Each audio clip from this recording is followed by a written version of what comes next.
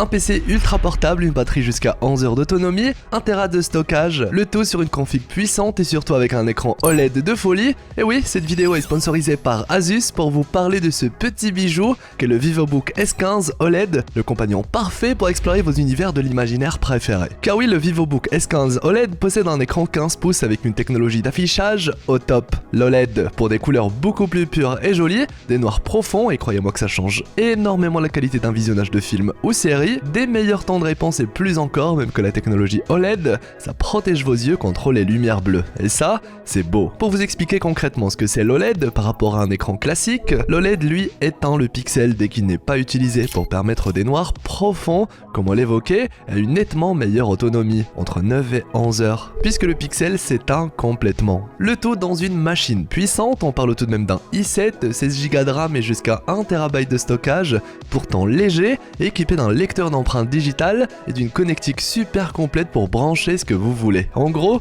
pour faire simple, c'est un PC de fou avec un écran OLED super joli à moins de 800 €. Et oui, Asus ça rigole pas, c'est quand même le premier constructeur au monde à proposer autant de dalles OLED sur toutes ces gammes d'ordinateurs à différents prix. Bref, je pourrais encore vous parler longtemps de ce petit bijou, une belle surprise me concernant, et les liens en description vont vous permettre d'en savoir plus et de sauter le pas. Voilà, merci Asus et bon visionnage.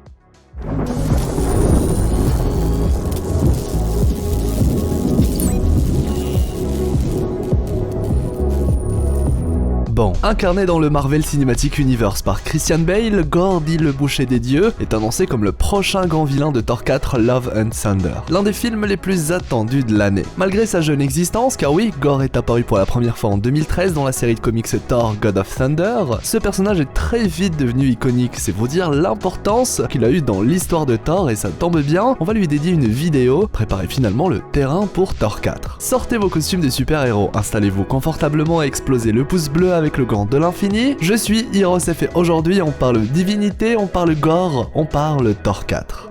Bon visionnage.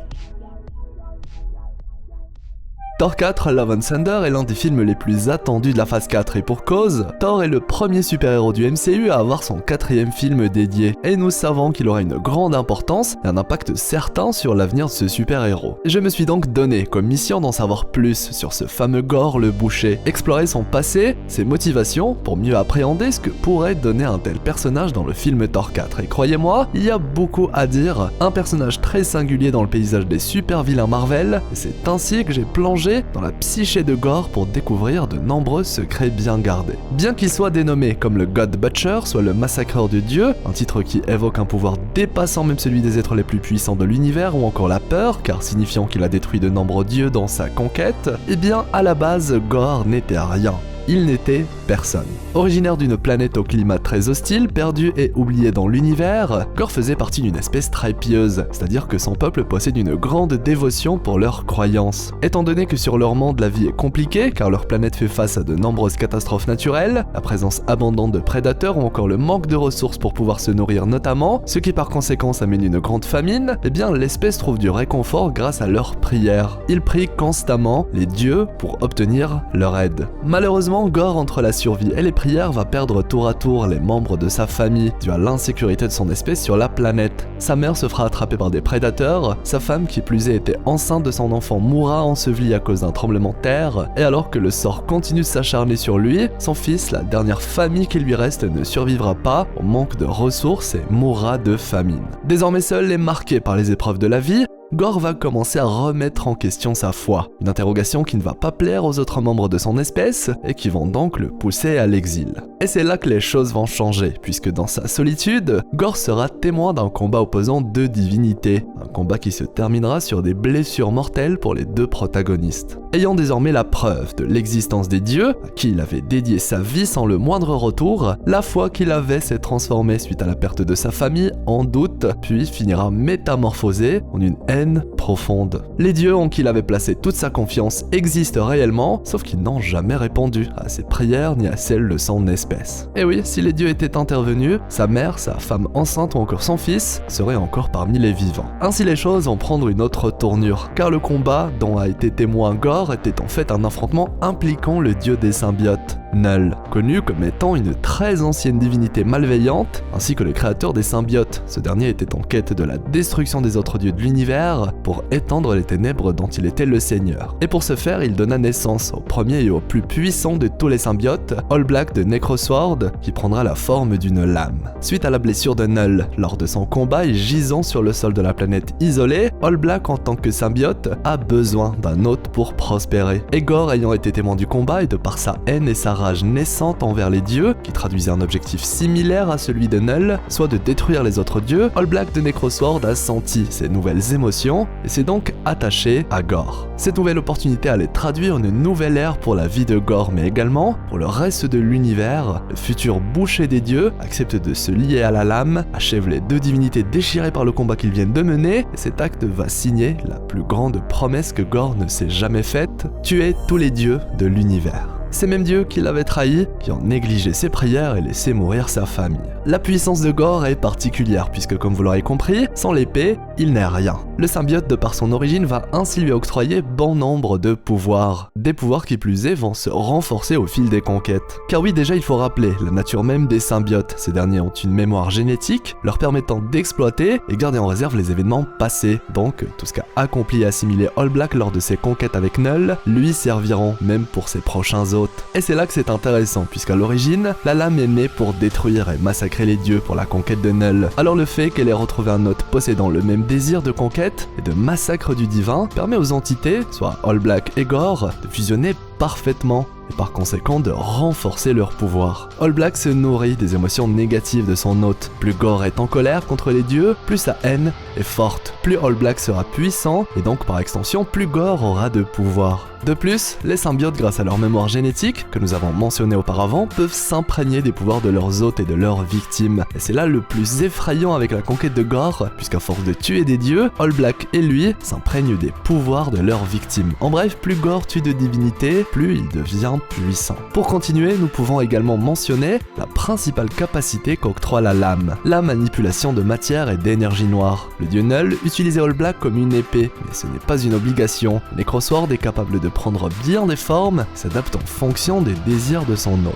Gorr a par exemple déjà remplacé ses propres membres pour en faire des armes, il a déjà utilisé l'épée pour lancer des projectiles d'énergie noire ou bien tout simplement pour se constituer une armure de ténèbres, mais le plus impactant sera qu'avec ce pouvoir il est capable de générer des monstres issus des ténèbres, comme notamment une armée lui obéissant complètement. Bien évidemment, vous vous en doutez, sa quête ultime étant d'anéantir l'existence de tous les dieux, eh bien Thor ne pourra pas échapper à la haine de Gorr. Néanmoins, leur rencontre sera un petit peu spéciale, car Thor sera l'une des rares divinités à mettre à mal le boucher des dieux, et ce malgré son jeune âge. Et oui, quand il n'était encore qu'un jeune dieu du tonnerre, Gorr lui a rendu visite pour le tuer. Thor a néanmoins réussi à s'échapper d'un destin funeste en donnant un coup de foudre qui neutralisait les deux protagonistes, ce qui permettra à Thor de s'échapper, après quelques péripéties avec Gorr, finira même par couper l'un de ses bras, pensant par la suite lui avoir donné la mort. Et c'est là le point le plus intéressant qui va définir le lien entre Thor et Gorr le boucher, puisque le massacreur de dieux avec son bras coupé a été stoppé dans son élan, et surtout désormais on sait qu'il est possible de le vaincre.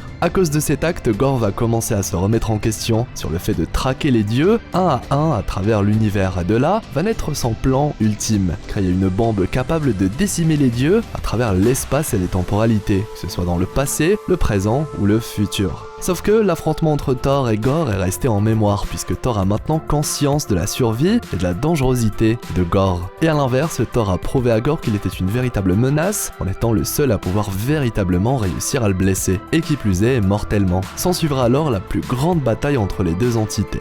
Étant désormais lié au passé, au présent et au futur, Gorr, en souhaitant lancer sa bombe, va se retrouver face à 3 Thor de 3 époques différentes. Un jeune Thor du passé, le Thor du présent, et un Thor père de toute chose du futur. Un combat juste mythique. Après une bataille intense et les nombreuses prières des autres dieux pour faire de Thor un être ultime, ce dernier, sous ses 3 temporalités, prouvera définitivement qu'il était en mesure de vaincre Gorr, le boucher des dieux, chose qu'il finit bien par faire. Du côté du MCU cette fois, nous faisons face à quelque chose d'intéressant, puisqu'il existe une sorte de paradoxe entre Gorr et Thor. Avec les événements d'Avengers Endgame et notamment les retrouvailles avec sa mère, Thor a compris qu'il devait lâcher pied concernant son rôle de dieu, et qu'il devait avant tout se retrouver avec lui-même. Ce n'est pas parce que Thor est désigné comme l'héritier d'Asgard et le dieu du tonnerre qu'il doit se sentir différent des autres et doit en faire plus. Il reste avant tout un homme, qui a le droit à l'erreur, et si son cœur le guide à ne plus agir en tant que dieu, eh bien c'est ce qu'il doit faire. Et là où Thor à la fin d'Endgame se cherche un nouveau but et délaisse Asgard sous la direction de Valkyrie, traduisant qu'il met de côté son identité de dieu, eh bien Gorr c'est tout l'inverse, il est un humain qui va devenir un dieu pour tuer les autres dieux.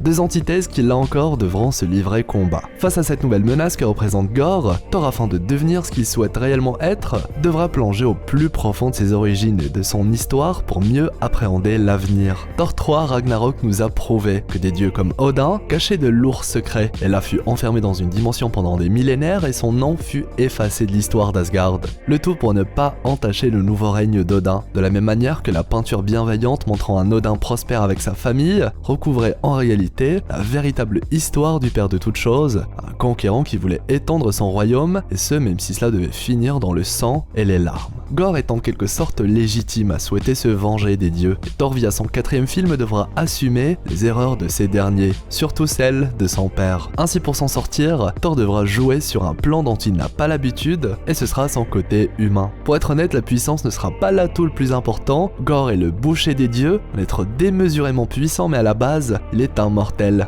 qui a souffert, qui a subi les épreuves de la vie, comme dans les comics, et malgré sa rancœur, il reste en lui une part de bonté, une part enfuie que Thor devra peut-être essayer de retrouver, autrement, faute de raisonner Gorr, Thor devra s'entourer d'une sacrée bonne équipe. Et ça tombe bien, Jane Foster est de retour dans ce 4e film pour incarner Mighty Thor. Cette dernière permettra dès lors à Thor de voir plus large et aura son rôle à jouer dans la bataille à venir. Puisqu'elle aussi, à la base une humaine, une simple scientifique mortelle, va possiblement se voir octroyer de grands pouvoirs similaires à ceux du dieu du tonnerre. Finalement, Thor 4, c'est un film qui va nous conter une histoire sombre où mortels souhaitent devenir des dieux et où dieux veulent seulement être des mortels. Un film qui me hype énormément et j'ai hâte de voir ce qu'il va nous proposer. Après tout, avec chaque film Thor, de grands secrets sont révélés. Dites-moi ce que vous pensez de ce Gorr, ce que vous attendez de Thor 4, ce qui vous hype ou encore les personnages que vous souhaitez retrouver via ce film. L'espace commentaire est là pour ça. Je compte aussi sur vous pour le pouce en l'air, le fameux pouce bleu avec le gant de l'infini, ça m'aide beaucoup et m'encourage à vous faire plein de belles vidéos. Et bien évidemment, si c'est votre première fois sur la chaîne ou si ce n'est toujours pas fait, abonnez-vous, faites partie de l'équipage des explorateurs d'univers. Avec la petite cloche pour être notifié, cette année on va énormément explorer. J'aimerais également remercier Asus pour leur confiance. Personnellement, je trouve ce PC vraiment super cool, surtout avec la technologie OLED, ça change vraiment la donne avec des couleurs vives. Tous les liens sont en description. Voilà, si vous voulez vous procurer, pourquoi pas, ce VivoBook S15 OLED pour devenir votre futur compagnon d'exploration. Pour mieux apprécier Thor 4, il faut revisionner les films précédents, et quoi de mieux que la meilleure qualité d'écran à travers du VivoBook S15 OLED pour le faire. Ceci étant dit, eh bien je vous souhaite une agréable journée ou soirée. C'était Hirosef, l'explorateur d'univers, pour vous servir.